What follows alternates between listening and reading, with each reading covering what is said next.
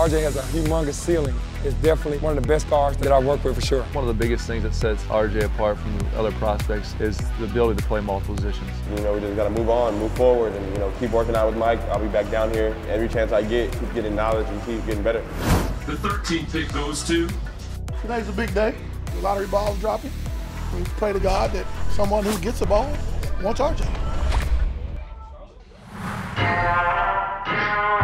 We made the decision to, go to Memphis, back and forth, to work out with Mike and Penny, two guys playing in the NBA for a very long time, and two guys I look up to and my mentors. I feel like, me putting in all this work will definitely benefit me on my immediate impact in the NBA.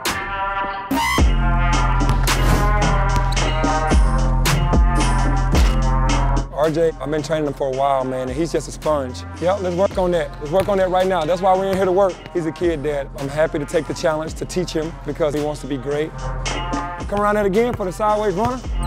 Get control of it. Don't let the arm break down. Better. RJ, remember, when you do this move, I want my head to go this way and then come back. Don't do the move facing this way. Today, like any other day, man, he just grasps things so well. It's basic class every time he's in here, and he's passing class every time. Athleticism. I like that hop, got a lot of space. Let him overplay it and then reverse it. I think the things that I try to do with RJ are all pretty much point guard stuff. I do some off guard stuff because he can do both. He's a really good point guard and a really good two guard, which is a great combination to have. Walk him down and you can protect. In the league, you can hold him off with your left hand. Once he gets to where he's about to start to get in front of you, that's when you put the brakes on, turn him. When he's on my hip, I'm in control. This whole right arm can't be flimsy. Go up, two hands, take the left hand off and then shoot it. I like it. Oh, I like it. Yes, sir, get it up. Do not get a charge, walk him in. Hand up, walk him. You gotta start behind your head, pick it up.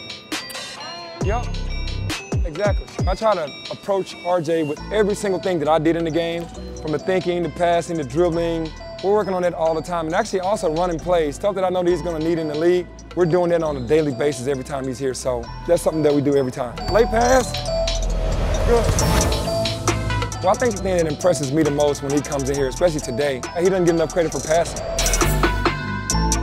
The way that he does the snatch away, some of my hot moves that I did when I was younger, I'm impressed with that. The first time I watched him play live, he was just ultra aggressive and full of confidence, and that's what I loved about him. On the one where you go between the legs, you use your athleticism to get as far away from him as possible. RJ has a humongous ceiling. It's definitely one of the best guards that I've worked with for sure. Good. Man, just stay true to who you are, RJ, and don't let anybody change you. You know what you've done this far on this journey. Sit over. You and your dad and your trainers have worked so hard. Man, just keep pushing. Don't let anything get in your ear. Just keep pushing.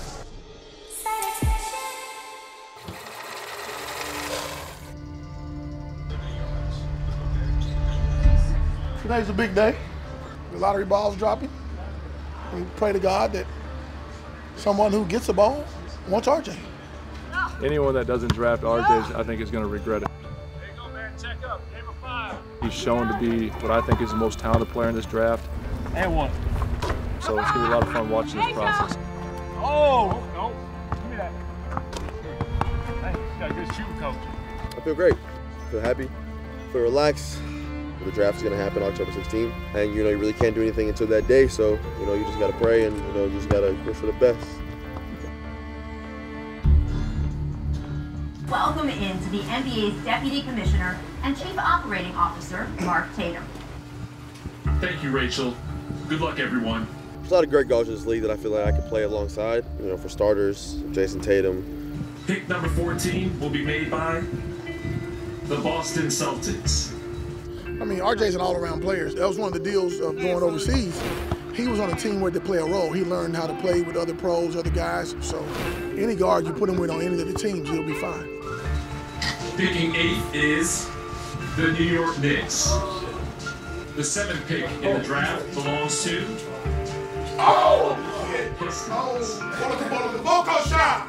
All these teams have a real need for him. That's what makes it interesting and fun. And the 5th pick will be made by the Cleveland Cavaliers.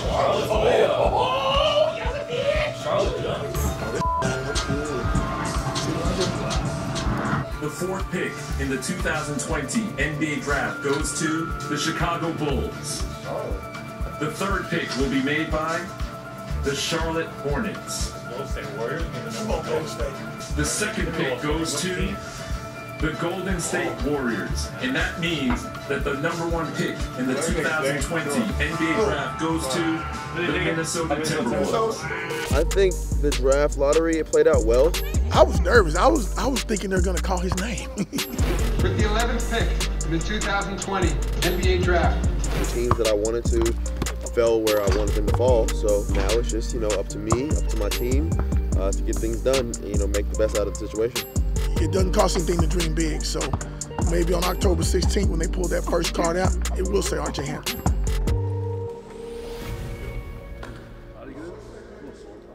One of the biggest things that sets RJ apart from the other prospects in this year's draft is the ability to play multiple positions. I feel like I can play 1 through 3 at times. He's really undervalued his playmaking and decision-making and pick and rolls. I think they're going to be excited to see that. My athleticism, my speed, I like to think I'm the fastest person in the draft. The way the game is going, it's almost a positionless game. Teams that are playing 1, 2, or sometimes 3 what you call point guards is an advantage for whoever drafts him. Whoever drafts him is going to be lucky. By year 3, he'll be a 40% three-point shooter, so he'll be able to play off the ball, just learning how to shoot off the move, which is great.